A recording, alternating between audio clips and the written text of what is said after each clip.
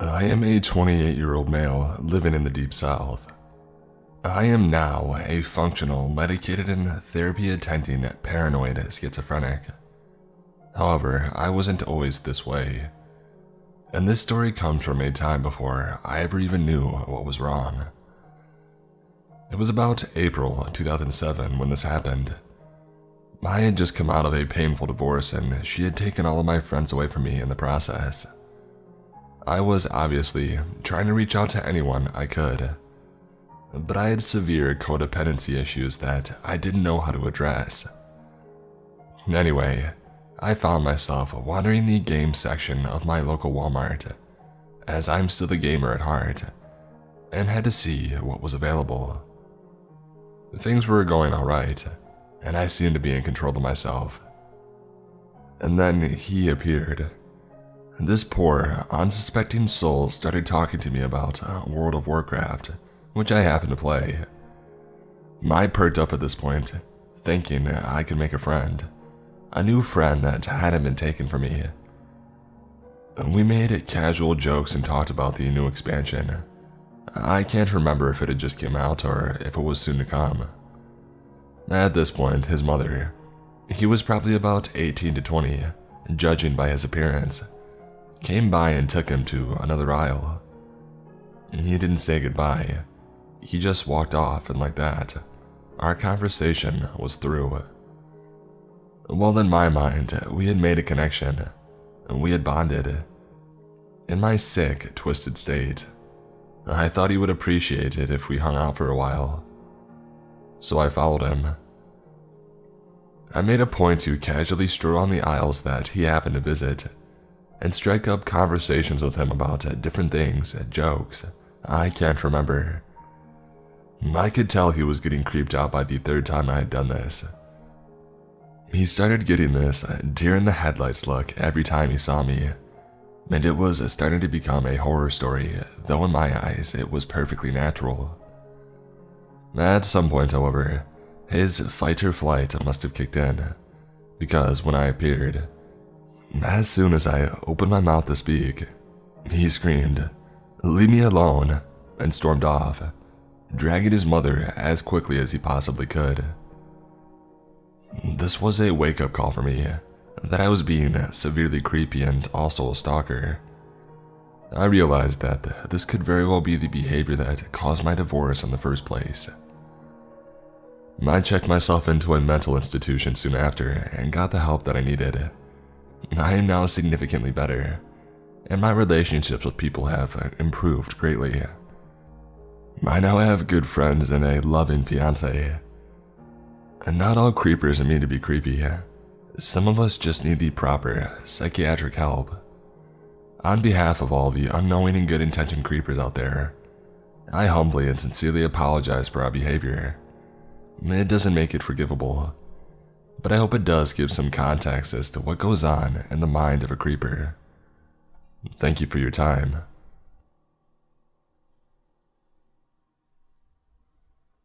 As a female who's been in the game for 15 years now, I've met a lot of creeps, but only a few who made me feel unsafe. To start off, I've always had a laptop since I was in high school, a luxury back then that I worked hard to earn enough to buy one. My mom almost took my money that I earned for drugs, but luckily, the money that I made in tips were in cash, so it was easier to hide it from her. At first, my mom was mad that I had bought myself a laptop, but she soon forgot, like everything.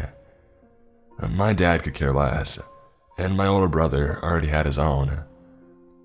So, I started playing WoW with him at 14, and back then, girls were unheard of.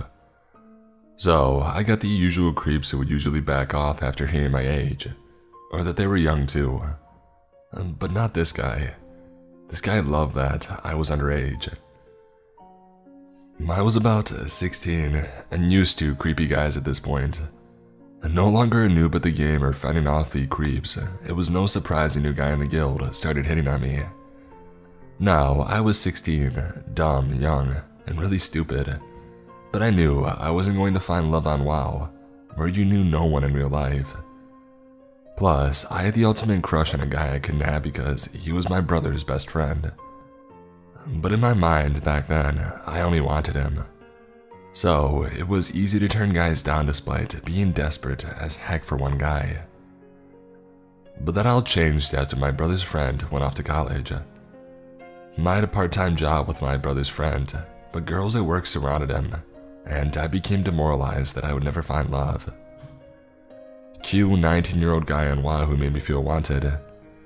I had a camera phone so I could send and post pictures at that age, and back then I mostly used Facebook, MySpace, and PhotoBucket. I lost a lot of weight my sophomore year, so I posted confidently bikini pics and other pictures thinking that I would lure the attention of my brother's friend, whom was 19. So when this guy who was also 19 liked me, it didn't faze me. He looked the part in his photos and his younger brother was my age, so I thought. He was extremely attractive in his photos, and even proved it was him by holding pictures of items that I had asked for. He started paying for my WoW subscription, which in the long run I realized it was to get my home address and real name. I was so stupid and heartbroken over my brother's friend. Years of teaching myself online safety and the ability to be strong against flirts was all but lost in the fog. We would talk for hours on Ventrilo, and he'd make me feel pretty. I was completely blinded by this point. He sent me gifts and I didn't even question how he had my address. And then he offered to drive and pick me up, as only then did I suddenly get cold feet. I had a good friend on WoW, someone my brother met at PAX and joined the guild, and is still one of my best friends to this day, though we both aren't fond of my older brother. He's 6 years older than me, but never creeped on me.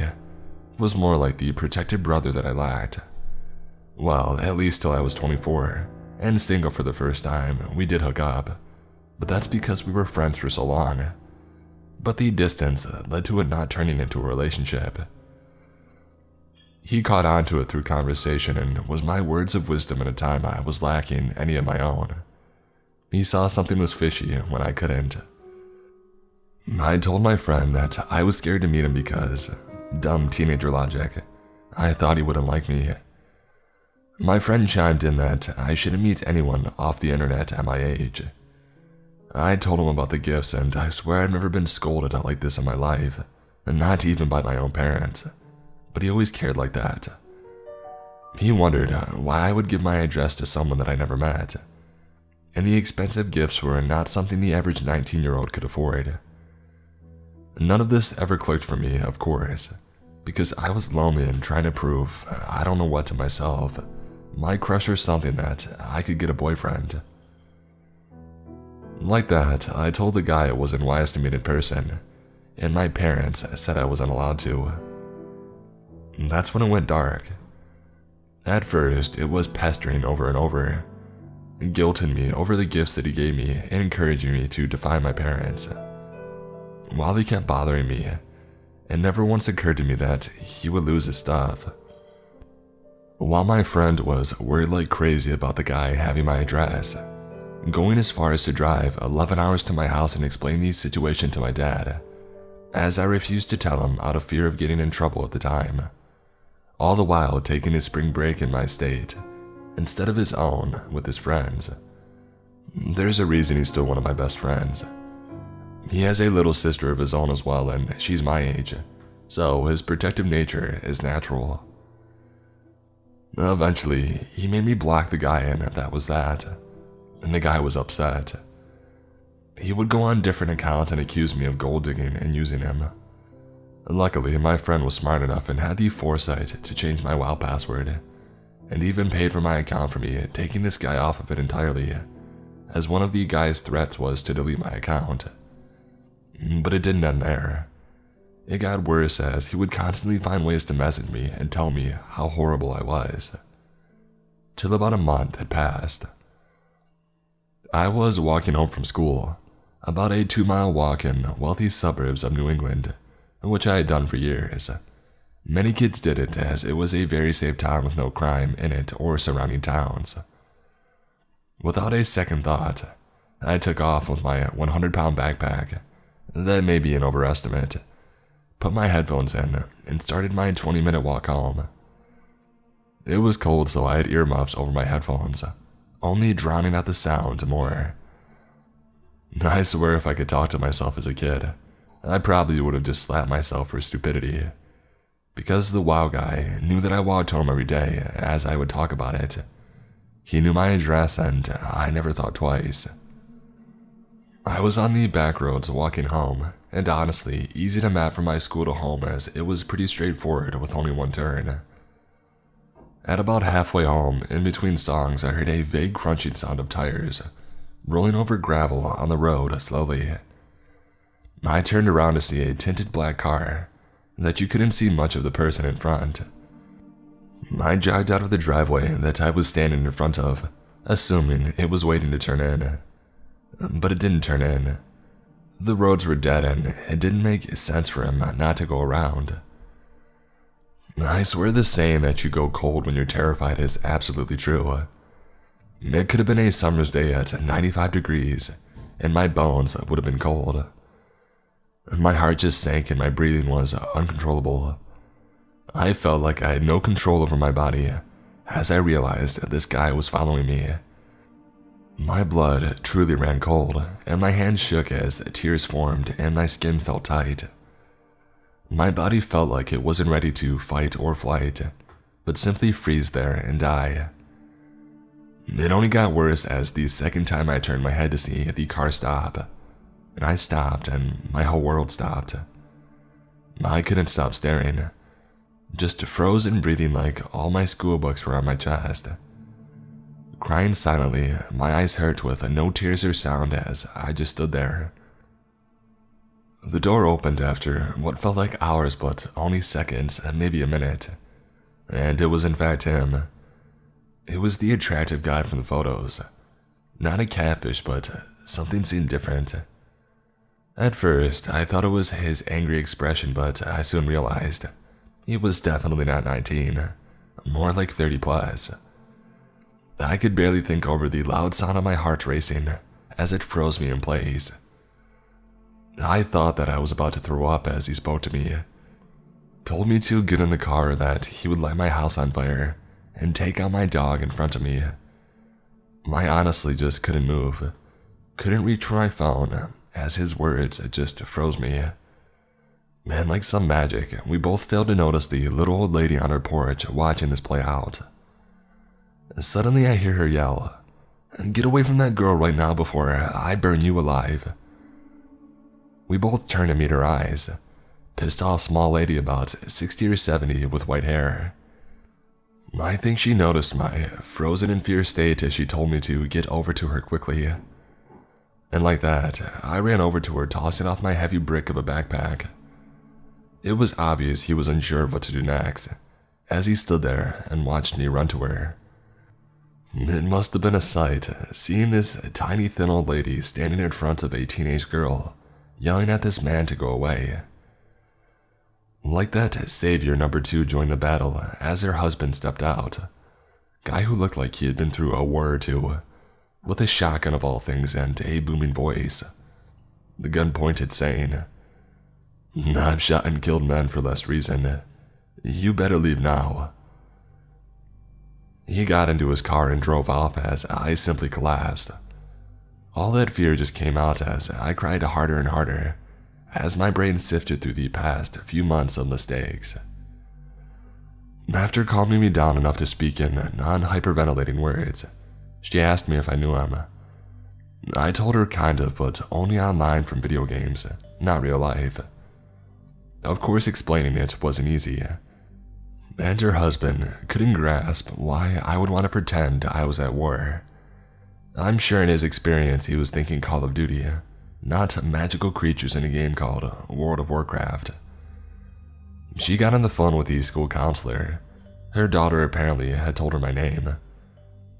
I was well known to her daughter, ironically, but it was only 250 or less kids in the school, and the town itself was pretty small.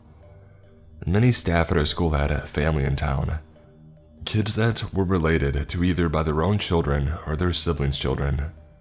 It was the kind of town if you didn't leave by a certain age, you were stuck there. So honestly, it seems ironic but entirely not a huge surprise. The counselor was well aware of my family and my mom's drug addiction, as child services had been involved a few times.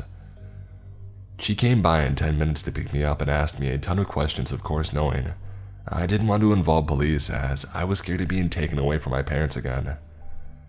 For your information, foster care was worse than a mom drugged out on prescriptions. We weren't rich, but we were more well off than many. Though my mom worked, my dad kept my mom on a tight budget to keep her from buying prescriptions from Canada she wasn't prescribed, hence her trying to take my money. She knew all of this and knew how rough I was better off than foster care, which was a gamble with losing odds at best. Plus, 2 more years and I would be off to college anyway, so we didn't involve the cops. But she made me promise to take the bus every day and to inform my dad of the situation. She also called my dad at work to inform him and had a teacher make sure I got on the bus every day till I graduated. Even it really sucked, but I understood. If it ended there, it would be nice, but there's still a bit more and I'm sorry for the length and grammar. It's a late night and I'm recalling from memory and typing on my phone. 2 days after this, my dad had to fly out for business and my brother was off at college, so it left me and my high mom, who promised my dad she would stay sober while he was gone. But I was used to helping her while she was high. It was like taking care of a child. But I was on edge, as every creak in that big house from the 60s, a cat stir at night, and dog barking outside set me on edge. I barely slept. My friend from WoW called me every night, making sure I was okay for the past month. I lived in the middle of the woods, next to a huge river in my backyard, so there was still a lot of wildlife outside in the dead silence of cold months. Running water is an important source of water when lakes freeze. I had been used to all the bumps in the night, cats coming and going and dogs barking at every animal in the yard. But it all seemed new to me as I laid in bed trying to drown out my fears. The house that I grew up in was a 6-bedroom house. I had a little sister too, but she stayed with my grandma in another state per a court order, while I was allowed to choose due to her only being 9 and me 16. The other rooms were used as a game room, office for my dad, and guest room, mostly for when my sister visited my grandma and her and they had a room. So in a large house like that in the middle of the woods, it was scary to be virtually alone because my mom accounted for defenseless. I was letting my last cat inside for the night. 5 cats who all knew to come in at night for dinner and stayed until the morning. And at the end of the long driveway between my neighbor and our house was a parked black car. I quickly shut the door and locked it after my cat got inside. I made sure all 5 doors were locked and even put cardboard on the glass doors to the pool. I don't know, hoping if he broke them, it would delay him if that car was his. I went and I turned off all the lights, and I got all my cats into one room so I knew they were safe. Here's the thing about my dog. He's untrained for the most part, but was basically a giant lab puppy in his mind. But he did growl at strangers, not bark like at animals. We had to keep him inside if we had guests, but he never bit anyone, and if you spent enough time with him, he would eventually accept you. Also, he didn't growl at all strangers either, so he wasn't the most reliable guard dog either, but he was big and had a deep bark. I mulled over what to do as I sat there in the dark with my dog, waiting for shadows to pass by the window. I eventually went upstairs to my mom's room and woke her up from her sleeping pill slumber. Groggy and still kind of high, she didn't quite grasp what I was telling her till I started crying. She was sort of sobered up and asked me to get her some coffee, and I did. All the while, I'm watching my dog's every move, because I knew he could sense something before I did. As my mom sobered, her fear in her eyes grew. Eventually, she got the idea to call my neighbors and ask them if they knew the car. After they all said no, 2 of the men went out to their house to check the car together. The car was empty. At closer inspection though, they noticed it was a newer car, a Lexus, and in the passenger seat was a laptop. The car was locked, but with a flashlight you could see somewhat into the tinted windows. They had never told us why, but something they saw in the car prompted them to call the local sheriff. The only one, and he lived in town, sort of thing. We were too small to have a police department. He drove over about 15 minutes later, ran the plate, and asked the houses around about it. Apparently, it was a rental car from Ohio, and he was calling to see who was rented, but the offices were closed, I think. He stuck around in his car for about an hour, until someone came out of the woods, and ran back in as the cop turned his spotlight on. I couldn't see what he was pointing at with his light, as it was at the side of my house and I was looking at the front. I guess he called for backup, as 3 other cop cars showed up in 5 minutes of it, from the neighboring town highway patrol. At which, a lady cop got out, as I asked to speak with her, and she called my counselor at school to explain who that might be. I was pretty shy back then, but I don't know. Something about a female cop made me feel more comfortable to open up to. I told her the gist of the story, and then she called my counselor, who backed up my story but also explaining why I was scared of cops, because my history of foster care and not wanting to go back. At which a mostly sober mom joined me, hugging me, doing her typical apologetic routine, but also offering much needed comfort as she called my dad too. Eventually, the lady cop asked if she could take a look around the house to see if things were secure, and get any information from my laptop about him.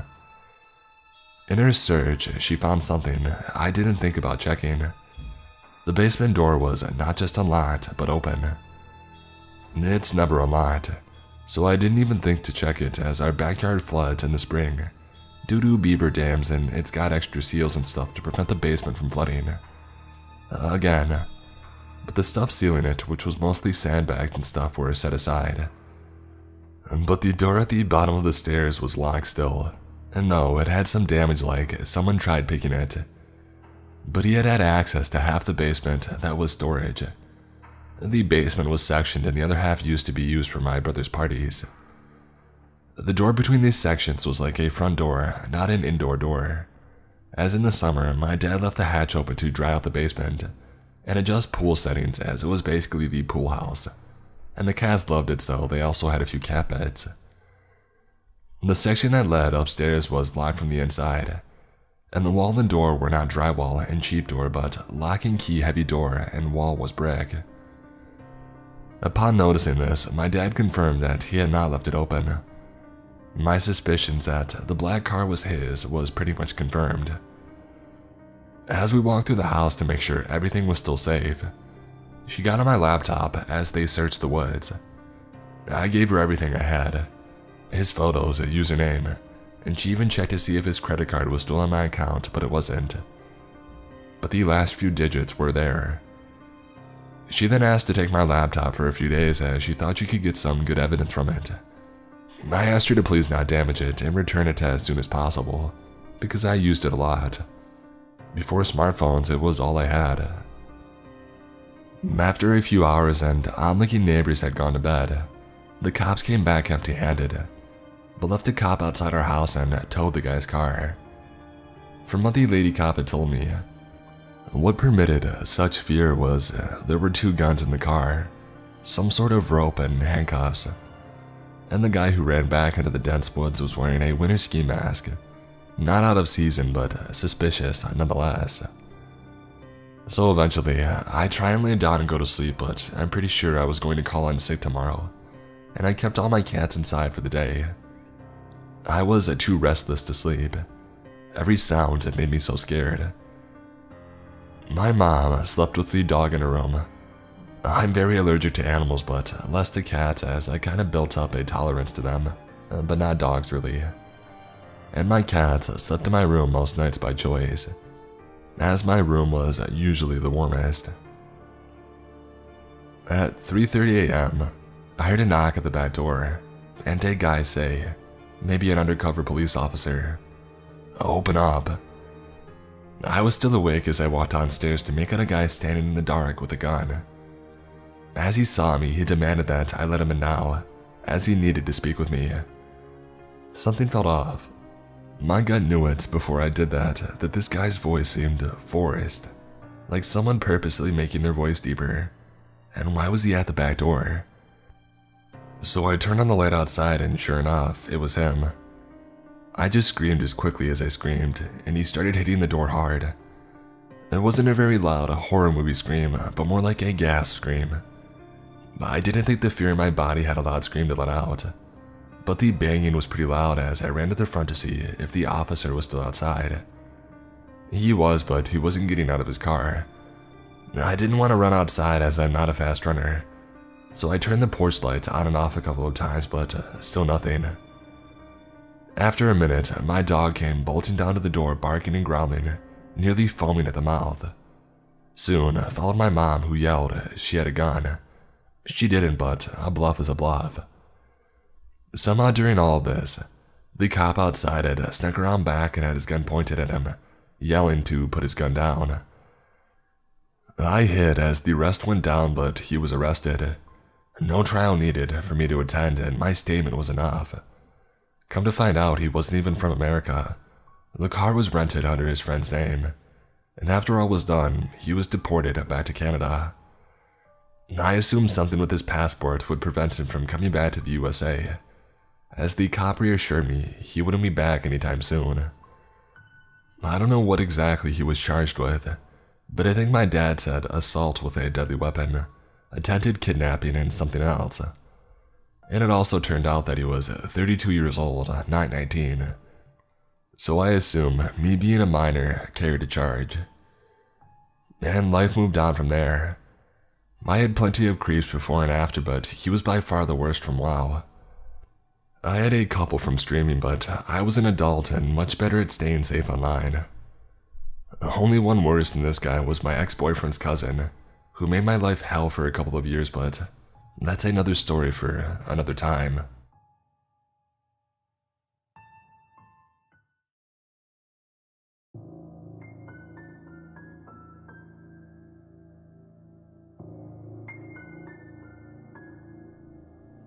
So, I live in supported housing.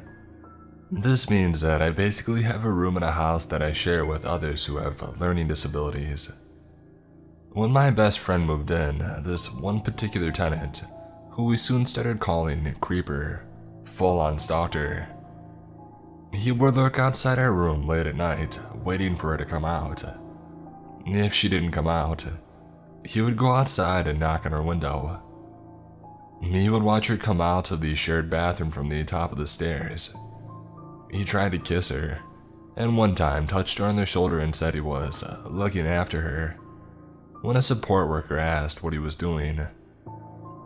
He also waited on the stairs when her and I came back from a trip at like 11:30 at night. Needless to say, we waited around the side of the building until he went away. He also watched her through his blinds, and he's been warned at least 3 times by support workers to leave her alone. Now here's the worst part. He's 45 and she's 22. And he has a girlfriend who he's been with for 10 years, but he doesn't like her very much, judging by the frustrated phone calls he has with her on the daily. Now, he also displayed a milder form of this behavior when I moved in, but he started leaving me alone within a few months. But the difference with my friend is that he is infatuated with her. Not only is he emotionally and physically trying to cheat on his girlfriend, who he doesn't even seem to like, but he's been doing it since my friend moved in, which was at the beginning of the year. He needs to be charged with something, and his girlfriend needs to dump him. He needs to be thrown out of the house too. But people keep giving him an excuses not to have him punished, and I'm sick of it. If it weren't for whatever he has, he'd be in prison. I wanted to share this because I'm done with him. I want him to leave my friend alone. I want him out of the house. The staff aren't doing anything about it, so I'm going to take matters into my own hands. But what should I do? So, this is my second time writing in this sub. I'm a female in my early 20s and I filed a police report and I've already told the story to those close to me. But I feel like venting about my piece of crap ex-housemate to you guys, and that it would make me feel a little bit better. Kareem is somewhat close to his name, so I'll use that. Now, I'm not very good at reading people, unlike my landlord. When I first met Kareem, he seemed polite enough. He was super tidy, filled the house with amazing smelling cooking, and best of all, he stayed out of my way. I'm kind of a loner and stayed holed up in my room with the company of my gerbils to quietly study and play Minecraft.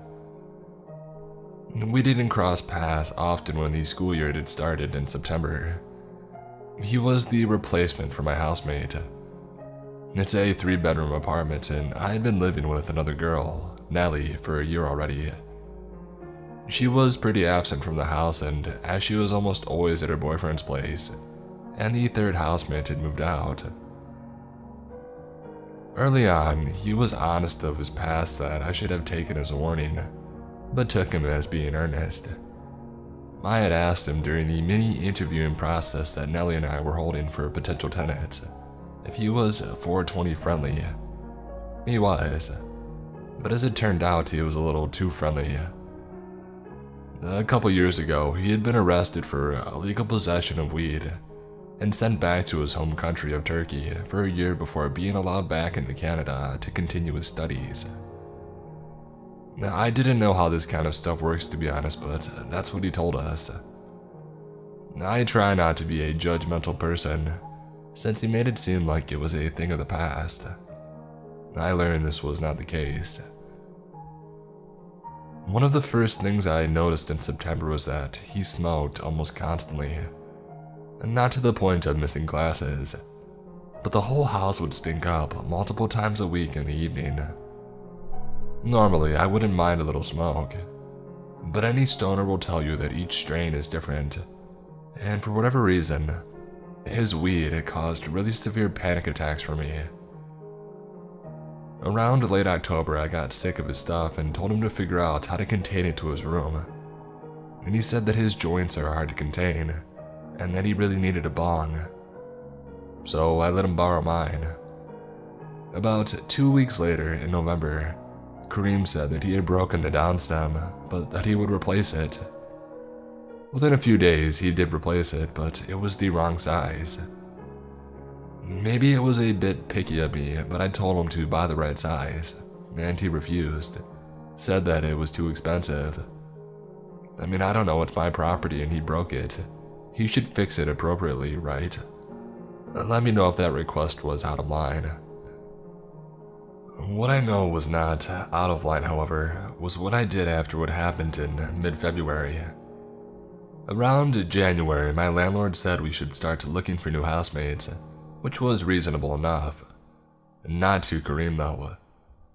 My landlord had always been slower responding to messages due to the nature of her job, but he absolutely hated her guts for it. Called her awful things and every name under the sun behind her back, which made me feel weird considering I had been her tenant for 3 years now and we were on good terms. Before I move on to the next part, I would like to quickly add that at one point during the housemate hunting process, he asked me if I would be willing to move out so that his friends could move in, and that it would be super amazing if I did. Obviously, I said no. My landlord later confirmed that he had asked her if he could sign the lease behind my back. As I mentioned earlier, we had forged a good rapport over the last 2 years, so it was a firm no. Kareem had got excessively antagonistic about my landlord's deadline when she wanted us to sign the lease. Started looking at the law, saying he legally didn't need to give her notice until X date, which wasn't true. He told me to quietly look for housemates and tell the landlord at the last possible date, which made me super uncomfortable since it was around midterms, and was secretly grateful she was pushing for the deadline so strongly. I just wanted it over with. It was shortly before I signed the lease with my new housemates that he showed how truly two-faced he was. I dug through our Facebook messages. The gist of the conversation was this. Kareem, can I use your laundry after I move out? I don't have laundry on site.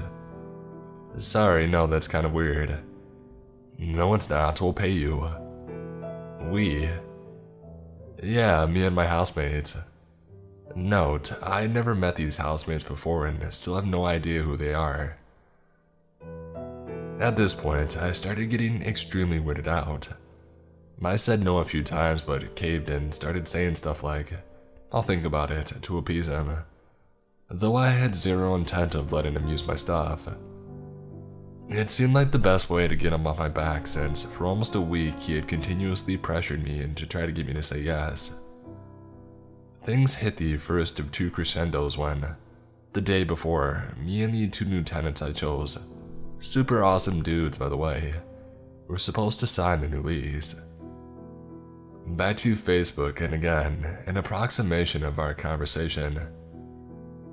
If you don't promise to let me use your laundry next year, I'm going to make a scene in front of your housemates. A scene. When they come sign the lease with her, I'm going to tell them how awful our landlord is, that she doesn't care about us and is terrible at replying to our messages. If you let me use your laundry, I'll wait until they leave to tell her to her face. In other words, he was going to make my new housemates question my judgment and make them think that I was a bad person or something. Why else would he go off in front of them and my landlord and tell me she was a horrible and nasty person? He later claimed that these messages were a joke to which I messaged back asking where the punchline was, because I didn't see it. I felt like a badass saying that, not gonna lie. Especially since he never got around to explaining the supposed joke. At this point, I had a bit of a breakdown. I called my landlord that night when Kareem had left the house for a few hours, letting her know exactly what had happened, and what he was planning to do the next day, even sending our screenshots of our Facebook messages, and telling her that I couldn't let her and my new housemates come over in good conscience. Call me a snitch, I don't care.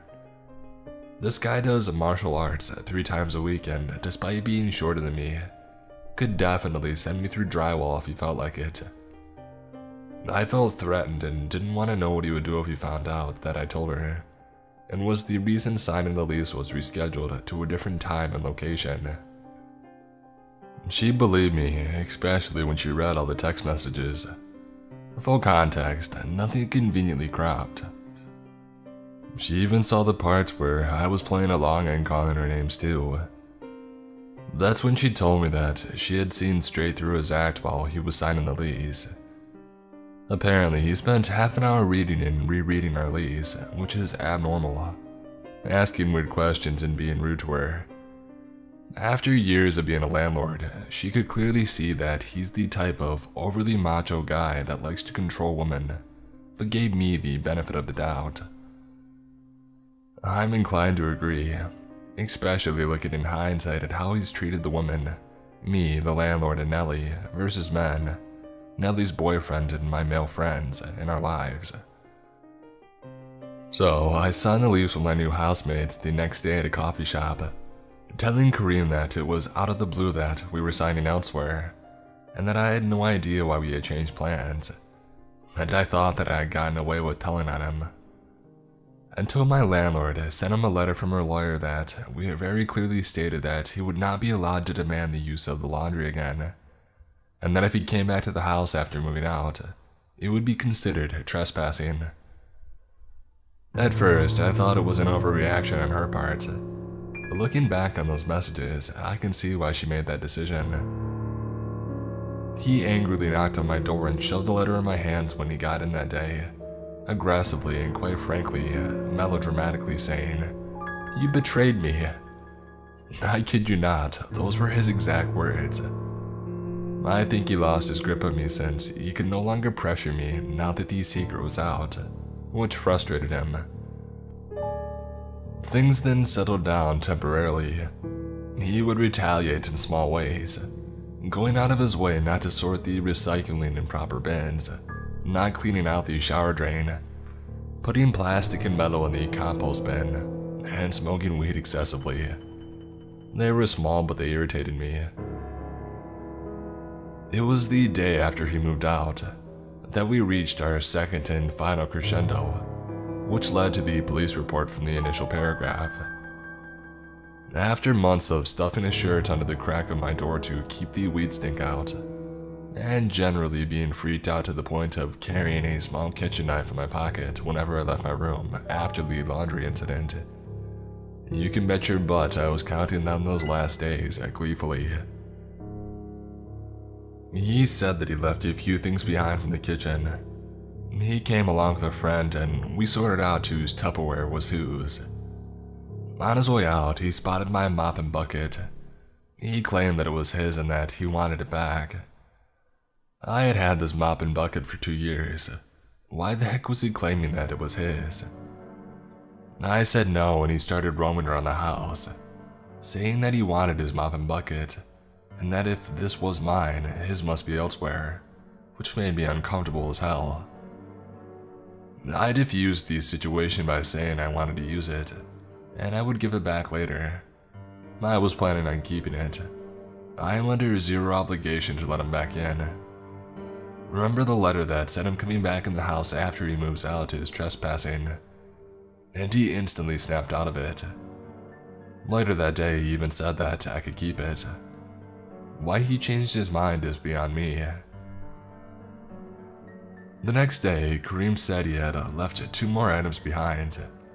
I was irritated at this point. I just wanted to be left alone. I said I would leave it outside. I admit I definitely shouldn't have done what I did next. I was annoyed and I cringe when I read my own messages, but his reaction was completely out of proportion.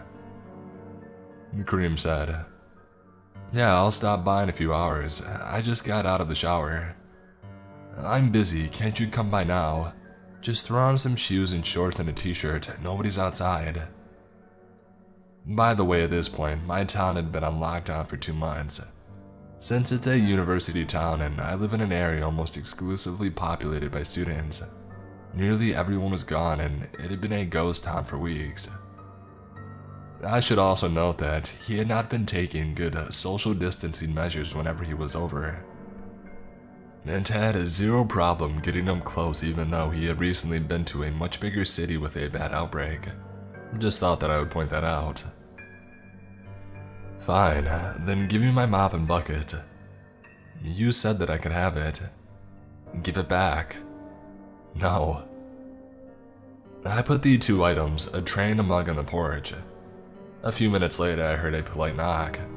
I knew it was him and I ignored it. A few seconds later, a ring on the doorbell. Another ring, a louder knock. He kept ringing the doorbell over and over. Exasperated, I opened it and he stood there smiling. "Give me my mop and bucket." No. I quickly shut the door.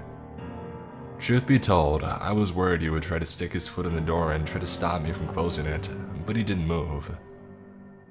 He started knocking again, and ringing the doorbell repeatedly. At first, it was with some time in between, a few seconds, but it grew in frequency and volume. It went from firm knocking to louder, angry knocking. It felt like I was running a marathon, my heart was beating so fast. Since he started up straight up pounding on the door so hard that I could see it move, literally screaming, "Give me my stuff," over and over at the top of his lungs. After about 2 or 3 minutes of him being aggressive in doing this, I can assure you it felt like hours. He stopped and I heard this weird metallic scraping sound, like metal on concrete, accompanied by a grunt, followed by a loud metallic clang, and then silence. I waited for a while. I stealthily looked through the windows and didn't see him. I opened the door and to my surprise, saw that he had pulled my mailbox off the wall and thrown it onto the path leading to the sidewalk. I kicked myself for not filming the incident, but took my sweet time taking the perfect picture to show that he had made some kind of attempt to destroy the property. I mean, not much that I can do. It felt like the right thing to do, nonetheless, and I still have it. I ended up putting the mop and bucket outside and telling Kareem to come get it, and I just wanted to leave me alone. I even took out the battery of our door code, since a part of me is paranoid it would try to guess it and break in. He came by and took it, and I watched him leave from the window. He hasn't contacted me since. I saw him on the street the other day and he gave me a warm smile as if we were friends, but I looked away and crossed to the other side to avoid him. I filed a police report of the incident the same day, as advised by my landlord. She told me during our phone call that he had a documented history of aggression, and I'm not shocked. I'm surprised she gave me the benefit of the doubt though, and let him sign the lease in the first place. I guess this was a learning experience for us all. When I asked her of her honest opinion of my new housemates, she said they were trustworthy. Plus, it turns out that the guys and I have a mutual buddy, so I'm not scared of them. I told them about the whole incident and they blocked him on Facebook. They were super supportive and I'm glad that I filed a report. They know who he is and they won't let him inside. The thing that freaks me out a little is that he moved down the street. I can see his new unit from my window. I can't really say let's not meet again since we live so close and we'll inevitably cross paths on the street in the future. But I can confidently and without hesitation say, Kareem, get effed.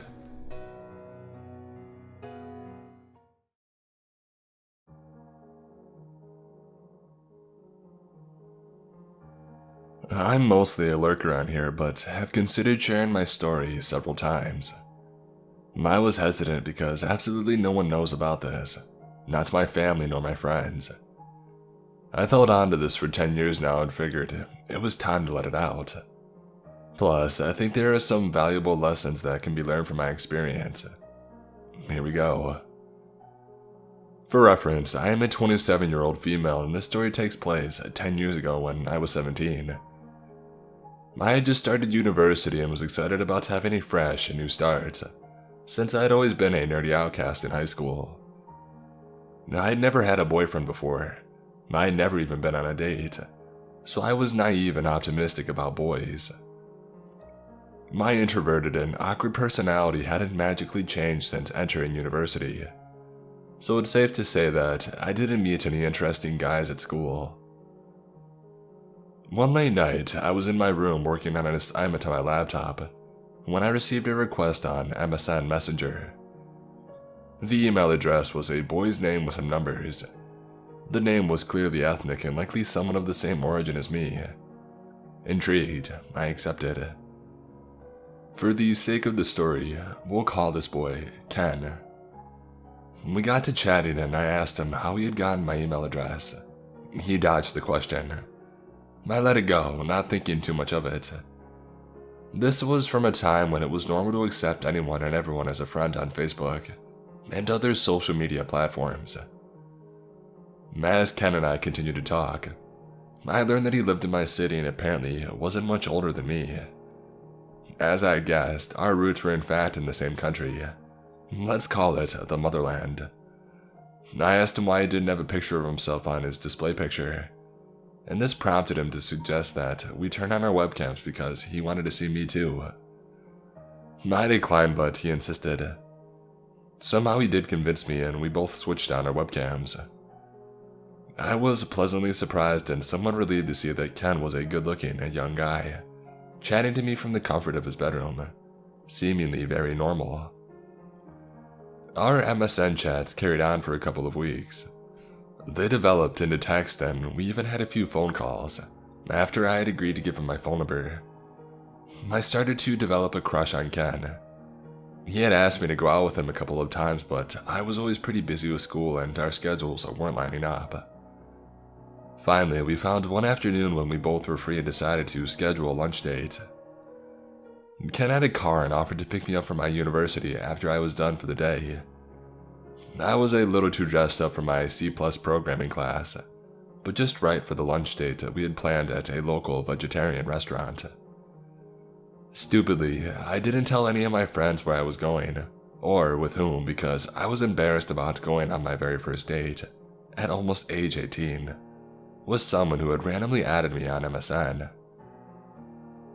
I waited outside of my building when a black car with heavily tinted windows pulled up beside me.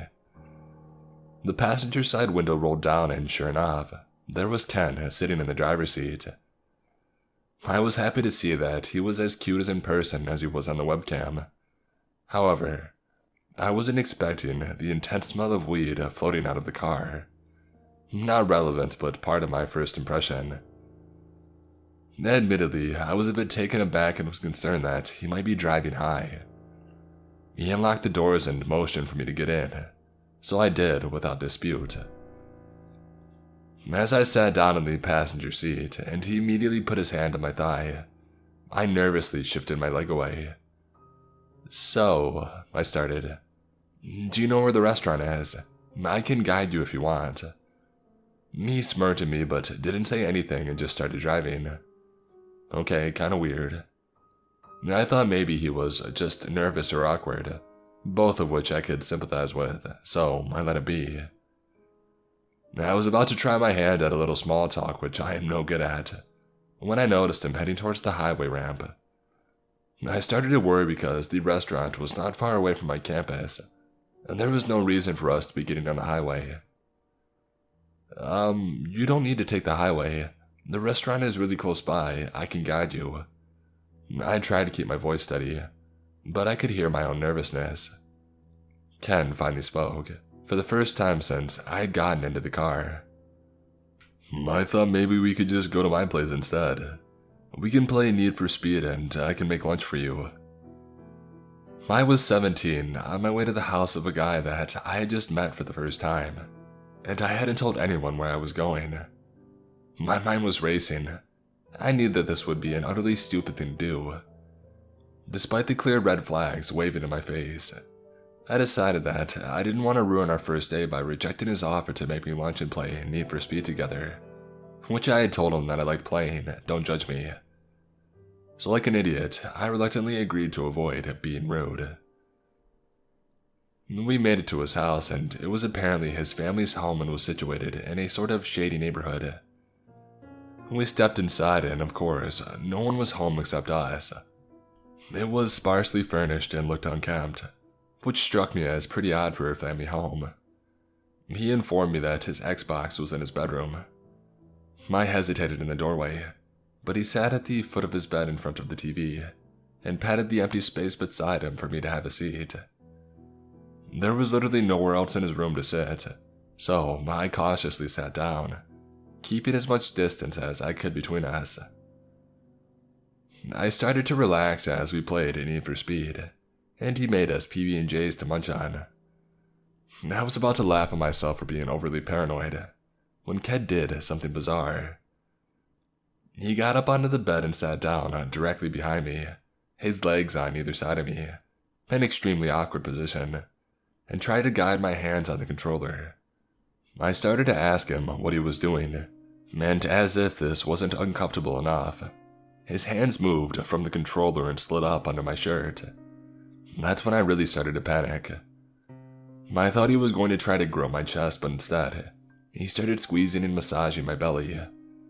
I was more than a little chubby back then, freshman 15 and then some, so you can imagine what that might have been like. I dropped the controller in pure shock and quickly stood up, fixing my shirt. I was at a loss for words, and he did nothing but smirk at me and tell me that he liked it. I felt completely disgusted and violated. I had had enough. I lied and told him that I had a group project to work on and that I needed to go. He asked me where I lived so he could drop me off at home. Thankfully, I had the common sense not to tell him, and I asked him to drop me back to school instead, where I would be supposedly meeting my classmates. He obliged. After our very uncomfortable first date, I decided that I didn't want to talk to Ken anymore. I didn't block him on MSN or on my phone, our only two methods of communication, but I rarely responded to his messages and I ignored all of his calls. Once, he messaged me on MSN around 11 p.m., asking me to come over and telling me that he would send a cab to bring me over to his place. Thoroughly annoyed, I responded, "What do you take me for? Why do you even think I would want to do that?" He replied saying, "No sex, I promise." It's just bizarre. I was disgusted and didn't even respond. He continued trying to get in touch with me for months and then suddenly vanished. I figured that he had finally gotten the point. Now, I wish the story ended here, but it doesn't. The last I heard from Ken in late February, he had stopped trying to contact me shortly after Valentine's Day. In April, 2 nuclear family members and I went on holiday to visit another relative, who we'll call Anne, who was living in the Caribbean at the time. Anne, whom I loved dearly, was and still is a bit of an eccentric. She considers herself very spiritual and is an active member of a large, well-known spiritual organization. She is deeply connected with Motherland, more than the rest of us are, and goes back for frequent visits. While we stayed with her in the Caribbean, she told us about her most recent spiritual trip to Motherland, where she met a wealthy and well-connected local woman through the organization, whom quickly became a very close friend. Let's call her Connie, the con artist. During our visit, Anne introduced us to Connie virtually over Skype, because Connie lives in the Motherland. We chatted with her a couple of times throughout our vacation via Skype, and got to know her a little bit. Little did we know back then that Connie, who Anne had spontaneously met halfway across the world in Motherland, would soon wreak utter havoc on our lives. Now, that's a story that I'm just not and may never be ready to tell, because of how many lives were affected and the severity of the damage that had been inflicted. What you need to know is that Connie was an outright criminal and a con artist who had been targeting our family from long before Anne had actually met her. Their meeting was no coincidence. Not only did she manage to steal over $100K from our family, but she took any peace of mind or sense of security that we had ever had.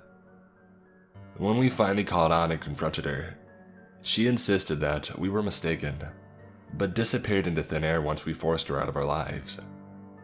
You're probably wondering what on earth this has to do with my story about Ken. Well, get this. The situation with Connie lasted many months. The whole thing is kind of a blur to me now, but we first spoke to her online in April, and I remember the whole ordeal lasting well into the fall. While she normally resided in Motherland, Anne had invited her to visit and stay with us where we, my whole family and I, presently lived. That's when things really took a turn for the worse. Some of the things that I clearly remember, and are important to this story, were that 1. The whole time she was staying with us, she was trying to convince me to transfer schools to a very obscure school and program in the US. I don't even live in the US and was actually getting very pushy about it. And 2, she had asked me if I was a virgin and told me to save myself from my husband. It's disturbing, I know. During this time, I was so emotionally drained and stressed that I didn't really think of anything but the situation at hand. In fact, I had stopped socializing almost entirely, and even started habitually skipping classes. I had lost contact with my high school friends, and my university friends were too new to really care, so my strange behavior and new destructive habits went unnoticed. Fast forward to one day, after Connie's final disappearance in the fall. I was at home with my dad when my cell phone rang. I looked at the caller ID and it was a number that I didn't have saved, so I was showing the contact information as whatever name the phone was registered under. My heart dropped into my stomach. My phone displayed a name. The first name was a man's name and the last name was the same last name as Connie's. I started to panic and ran into my bedroom to answer the call. I had no idea what to expect. When I picked up the phone, I was greeted by a familiar voice. It was Ken. I honestly thought I was going to puke when I came to a sudden realization that he had been part of this whole sick plot. Of course, I don't have hard evidence to prove that he was connected to Connie, but let me explain. The timing of his appearance and reappearance into my life The last name, a fairly unique surname, originated from the part of motherland where Connie is from. And I had never known Ken's last name until then. And the fact that he contacted me out of the blue, and I had no idea why or how, were all just too bizarre to be a mere coincidence. Of course, I freaked out at Ken when he called, and I told him that if he ever called me again, I would call the police. His response was just a weird, dry half laugh, and then he said, "Well, okay then," in the most creepy voice you can think of, and hung up. I knew in my gut that this was their last attempt to get back in touch, and somehow slither their way back into mine and my family's lives. Thankfully, I never heard from Ken again after that day. A while after this all ended, I was having a conversation with a family member, who was also closely involved in all of this, about the whole ordeal, and she told me that she had sensed something extremely wrong when Connie was pushing to have me sent off to the US, to that obscure school. She had an unshakable feeling that Connie was involved in some sort of human trafficking scene, and that if I left, she would never see me again. The horrifying pieces came together for me at that time. I was just too damn naive to have seen it before. The memories flooded back to me when I heard that. How Ken had told me, "No sex, I promise," when he invited me over, and how Connie was telling me to remain a virgin. As I said, I had never told a soul about Ken, nor about the weird V-card conversation with Connie. I strongly and firmly believed that Ken had been some sort of player in Connie's game, and was just there to keep me away from guys and prevent me from having a boyfriend. For those who may be wondering, we never called the police on Connie or Ken because nothing illegal happened at face value. It's very hard to explain. I'll also mention that I tried to find Ken online many times after this all ended. I don't know why, but I felt like I wanted to expose him or call him out, and I wasn't able to find even a slither of information on him. Not by the name Ken, nor by the name on the caller ID. It was as if he didn't even exist. Also, I am awful at directions and didn't remember his address or where his house was exactly. I'm sorry if this story is convoluted or confusing. I'm just trying to get my point across without giving out any names or too many details, which makes it a little challenging. I hope this can serve as a warning to young people to never trust anyone, to do your thorough checks on people, especially those you meet online, and to be very aware and wary of people's intentions. Also, from this incident onward, I can't stomach a lot of these spiritual organizations. I never liked the idea of them to begin with. But now I've truly experienced how they can attract both vulnerable people and also unsavory characters, who are looking for someone vulnerable to prey on. No judgment for those who are into that sort of thing. It's just definitely not for me. I would like to hear what you guys think about this. Do you think my suspicions are plausible? What do you make of this? Stay safe, everyone. And to Ken and Connie, if I see either of you again, I'll kick you in the face.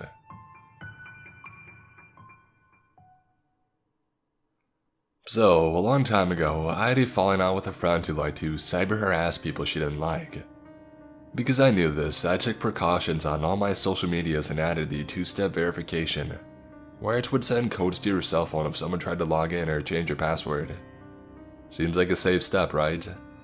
I never thought about it any further until a few days ago. I get an SMS text from a random number that addressed me by my full first name, which freaked me out a little, because the spelling of my first name is pretty uncommon where I'm from. No big deal, maybe it's just an old friend who changed phones. I gave the classic, "Who dis?" back at them, to which I received an even stranger text back. "Oh my goodness, it's you. Are you 18? I have something I want to cash app you." Well, that's weird, I thought. Probably just some scam to hack my cash app. I said again, "Who the heck is this?" and never received a text back from that number. No less than 5 minutes later, I get 3 calls and 2 spam voicemails from a different, unrecognized phone number, and then a text. Pick up the phone with my full first name. That's alarming. I immediately took screenshots and had my boyfriend call from his phone, but no luck. I blocked the number and I hope that was it. Maybe 30 minutes later, I get 5 calls from a new number and a new, even more alarming set of texts. I am a 40-year-old man and I am in love with you. I will keep trying to reach you until you respond. I won't stop.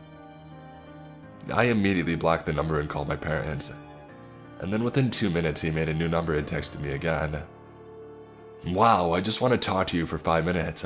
I'll even pay you. But after that, consider me gone. Again, blocked.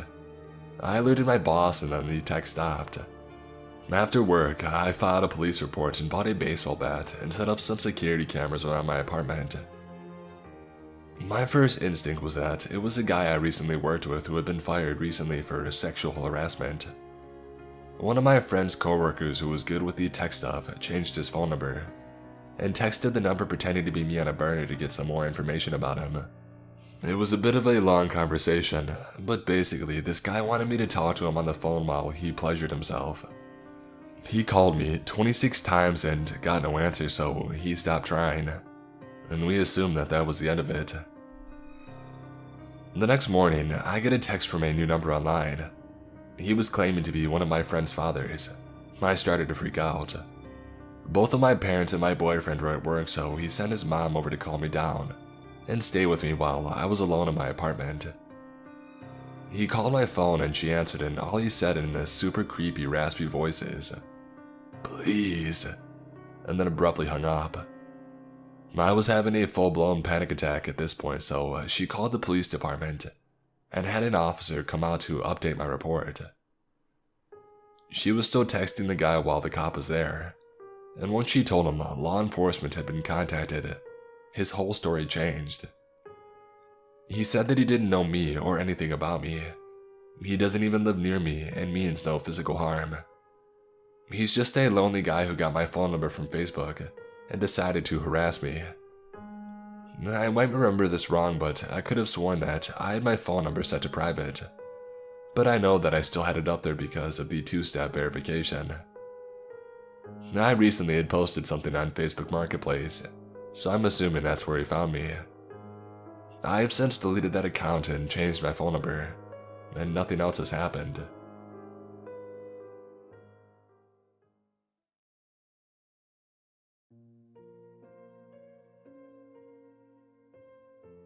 In order to really paint the picture for you of the scariest event I have ever experienced in my entire life, and to really feel that moment when my blood turned to ice in my veins, I've got to give you a little background on my rather unconventional and messed up childhood.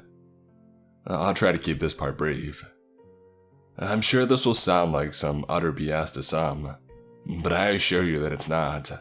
I'm telling the absolute truth, even if it does sound like a badly produced after-school special. My father kidnapped me from my mother when I was a baby.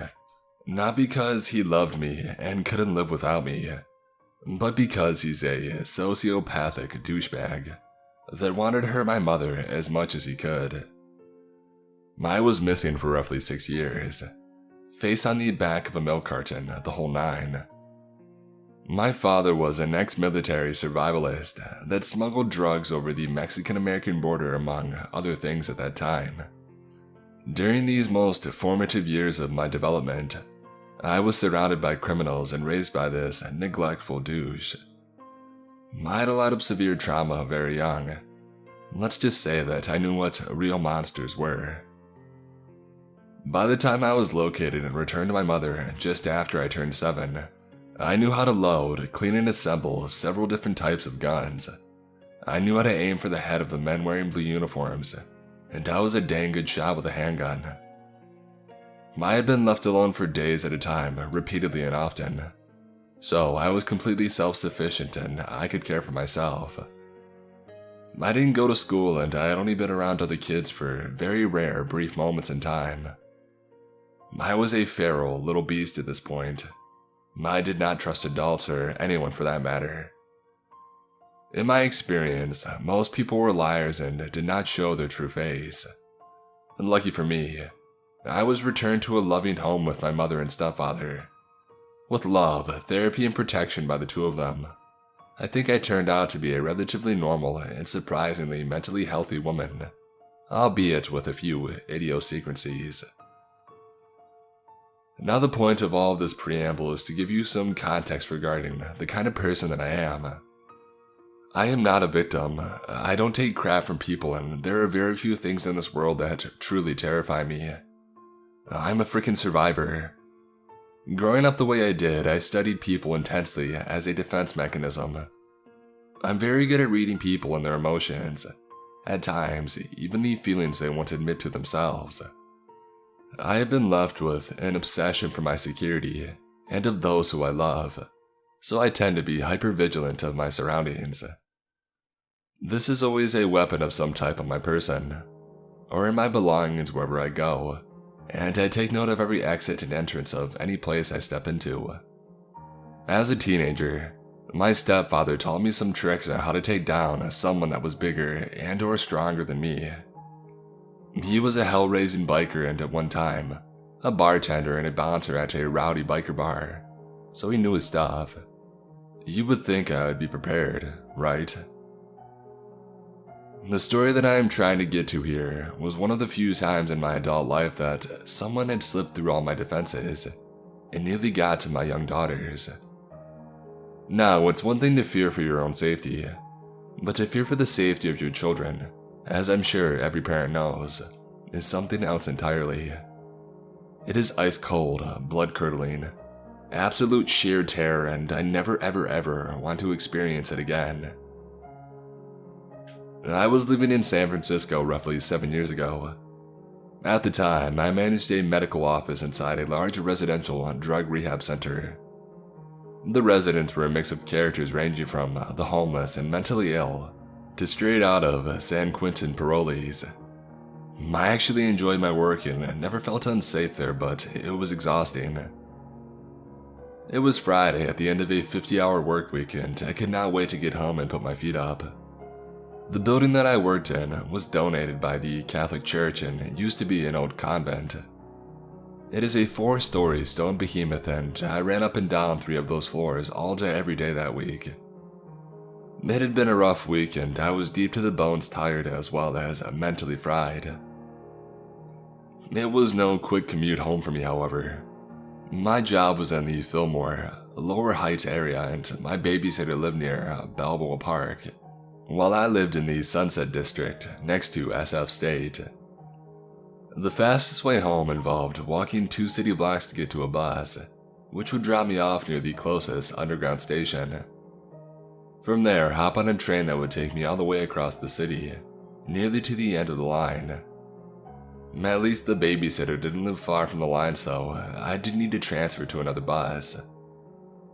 Once I had my girls, I would have to wait for the next train to head back down the M line, and finally, a 15 to 20 minute trek on foot to the back of the small city-sized complex where our apartment was. I had made it to the babysitter's house uneventfully, and stood waiting for the next train, counting the minutes down until we would be at our front door. This was an above-ground stop, so my habit was to hold the hand of my 7-year-old and heft my 3-year-old toddler on my hip, clamber up the steps, and carry her through the train to find a seat. Although she was able to walk, she wasn't so balanced on a moving subway train as well as being a toddler, so she tended to fall over and become easily distracted by the other people on the train. Strollers seem to be more of a pain in the ass than they are helpful when dealing with public transit, so this became my routine. Looking back, I'm sure I looked like an easy target. It's not like I present as this badass, hardened and grizzled person. There's really nothing intimidating about me, I don't think. I knew I had balls of steel, but unless you challenged me, no one else would. I was a 27-year-old exhausted single mother, just trying to get home with my kids and belongings in tow. We were on the final leg of our journey home. Being so tired and wiped out, my defenses were down. So when I managed to get up the stairs onto the train, and realized that the car was empty except for one homeless man, I just didn't feel that it was worth it to continue through the train cars to a more populated one. I observed this guy and quickly took a mental note of him, as was my habit. He was at the end of the train in the last car, right next to and opposite the door that I had entered from. He didn't look to be something that I should be afraid of. Remember, I worked with this population every day, and I knew that most of these people are nothing to be scared of. In my experience, most of these guys just had a shitty life, followed by a series of bad decisions, and or an inability to learn from their own mistakes. In fact, when I was traveling on my own, it was a habit of mine to sit down in the empty seat next to a homeless person, if they didn't appear intoxicated or schizophrenic, that no one else would take and strike up a conversation. If you ever want to see true joy in the eyes of another human, sit down next to a homeless person and talk to them like a regular person. You will make their day. But I digress. He appeared to be in his mid-40s, unkempt, shaggy dark hair and scruffy facial hair, wearing several layers of raggedy stained clothes with an oversized coat that hung past his knees. He had a tall can of beer in his hand that I had noticed, but he didn't seem overly attentive to my presence. Even though this man didn't set off a fear response for me, I was not in the mood to deal with an intoxicated hobo with my girls tonight. So I headed up the train, hoping that we would make it on to the next car before we started moving. No such luck. Being the only group that got on the train at this stop, the train pulled off quickly and I had only made it near the end of the car. Balancing a tot on one hip, holding the hand of the other and all the weight of the bags and purses on the other shoulder, we just kind of dropped and wilted into the empty seats that we were next to at the front of the car. We didn't have to go far now, and I could see from my vantage point 2 people on the car ahead of me. I was in the habit of placing my girls on one seat to situate bags, and I always sat in the aisle seat as a protective measure. While we were getting settled and the train gets going, I hear this guy in the back start singing to himself. Honestly, I don't remember what. I just remember he seemed happy. I had filed this away in my brain as just another homeless guy riding the train at night, on a loop to stay warm, which they did often. Most of the time, they didn't bother anyone because they don't want to get kicked off the train. I figured he had panhandled enough that night for a beer and a ticket, and I did not begrudge him a little joy and warmth, as long as he stayed away from my kids. As I'm sitting there attending to my girls kind of half aware of the hobo in the back, I slowly register that his singing is getting a little louder, more boisterous and closer. I glance over my shoulder to see him hobbling in our direction, and looking at my toddler who is peeking at him over the back of the seat as she's sitting on her knees. I start to pay a little more attention to his whereabouts, but again, there's nothing that says to me he's dangerous. I have no problem enforcing boundaries with strangers in public, but I also have a lot of compassion for these guys. After all, with a couple of different turns in my own past, that could have been me. It's apparent this guy has had more than one tall boy that night as he is sort of swaying and slurring his words. But he appears to be singing for my little top because she is tickled pink, giggling and smiling the more animated his singing becomes. I study his face, but his smile doesn't seem creepy to me at all. He honestly doesn't seem like a possible Chester to me or have any ill intent. He just seemed to enjoy entertaining an adorable little girl. Maybe he had had kids of his own somewhere that he had missed, or maybe he was just lonely. Even so, I didn't want to engage with this guy and encourage him, so I was paying a little more attention to what he was doing now out of my peripheral view. By this time, he had made it pretty close to us and he had dropped into a bench seat that was a couple rows on the opposite side of us, roughly 7 feet away. We were sitting in the forward-facing seats at the front of the car. Now, I was wary but still not afraid or skeeved out by this guy. He starts chatting at me at this point. In his slurred speech, he says, "Beautiful family you got there. You're a lucky mom to have such cute kids." I'm so not in the mood to talk to anyone right now. But as I said, I have too much compassion for people down on their luck, so I just politely say, "Thank you," without turning around. Still slurring, he launches into a tale about the family he used to have, and everything that had went wrong with his life.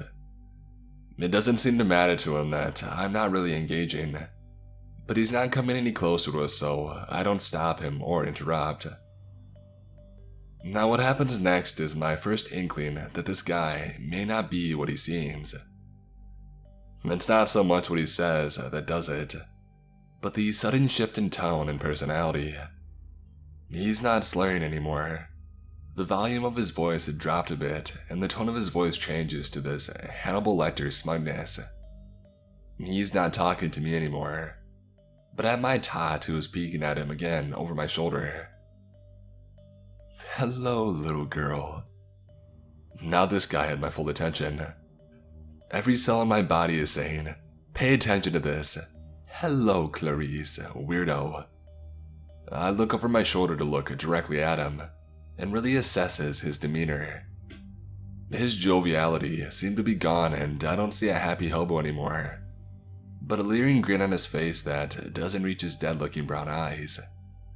He is looking at my littlest tot, but then shifts his eyes to look at my 7-year-old, who is also staring at him, although looking less entertained than her sister. This is the moment my blood runs cold. In that same Hannibal tone of voice, still not slurring, he says, "Oh, aren't you the pretty one? Such pretty white skin. So sexy." I'm looking directly at him when he says this, and what I see in his face had me terrified. I did not like the way that he was looking at my daughter, like she was a piece of meat. He realizes that I'm looking at him, and shifts his eyes to look at me now, and grins a little wider to show me a perfectly white intact smile that seems incongruous with the rest of his get-up. I also notice that while his attire is dirty, he himself seems pretty clean, and his scruffy facial hair has a distinct line as if he had shaved it that way with purpose. Now maybe I'm just paranoid due to my past. Maybe this guy had gotten free dental work. Maybe he had showered at a shelter but had nothing clean to put back on. Maybe he had gotten a free shave from a barber giving back. There are plenty of plausible explanations for what I observe. But it's when I lock eyes with this guy that alarm bells go off in my head. What kind of man calls a 7-year-old sexy? And why did his demeanor change so suddenly? Why did he seem perfectly sober? I have absolutely no doubt this man is a predator. My intuition, which I trust completely, says to get the heck away from this guy now. All of this goes through my head in nanoseconds. I stand up and I pick up my bags, adrenaline surging, heft the little one back up to my hip and grab the hand of my oldest, and head for the door of the car. Because I want the two people in the car ahead of me to hear, I wait for the doors to open before I turn back to him and loudly say with my mama bear authority, "You stay away from us." I didn't care if I was wrong in my assumption, and I didn't care anymore if I hurt his feelings. I lumber to the front of this car and again sit in the very frontward seat. I don't go any further because this happens to be a long train, with probably 6 or 7 cars, and I don't see anybody on the next couple of cars from my vantage point. I wanted to stay with the other passengers. It's not unusual for this train to be empty this far away from downtown, and at this time in the night in between the commute rush and the Friday night club crawl. I'm used to disembarking alone, or with very few others on my stop when I work this late. I'm starting to panic at this point about what I would do at my stop coming up. It is also on the part of the line that is still above ground, and I'm not going to have a crowd of people to get lost in. This creep could easily follow me on my walk through the complex and either attack me alone or follow me home. Because I'm pondering my predicament and literally terrified, I don't immediately register that the people who are on the car with me have gotten off the train and I am now alone again. Several minutes go by and we are getting closer to our stop. when I hear the whoosh of the car doors opening behind me. Please be another passenger. I'm praying to myself before I look behind me. Nope. It's creepy Hannibal Hobo, heading towards me again, but this time he's glaring at me. No more smile, no more singing, no more slurring. Just an evil glare as he plods my direction. He's got his left hand up on the overhead bar with his right hand, seeming to hold something inside his jacket as he plods towards me. My stomach drops into my toes and my heart leaps into my throat. We are all alone, several cars behind anyone that I can see. I don't wait to find out what he's got in his jacket. I hadn't set down any bags this time. They were still over my shoulder and I was still holding my youngest. So I grab the hand of my oldest and tell her we need to get to the front. I can tell that she is scared now too, but I'm trying not to frighten her too bad. I kind of push and pull her gently in front of me, thinking, if I can get to the front car, even if it's empty, I'll be right behind the conductor. I'm going as fast as I can, which isn't very fast with everything that I'm juggling. As I'm nearing the doors again, I can see that the next car is empty, but the next car has people. I'm almost there as long as he doesn't catch up to us, and we would be safe. We are now almost to my stop, and the train is slowing down again. I hear the doors swoosh open again behind me. Crap, crap. I glance over my shoulder to see this guy running at me. Jesus. I had never been so terrified in my entire life. I moved as fast as I can into the next car, but I now know I'm not going to make it to the next filled with people. And no one seems to be looking this way from the car ahead, and the train is pulling into the stop. This is that moment when time just seems to slow down. I'm thinking this guy is planning to incapacitate me with no hands to defend myself, and he was going to run off the stopping train with one or both of my girls. Now my adrenaline is surging and I can feel my heart thumping at warp speed. I drop the bags from my shoulder and not giving one crap about what is in them now. I needed free movement. I tell my 7-year-old to stay behind me as I squat down to plop my youngest on the train floor.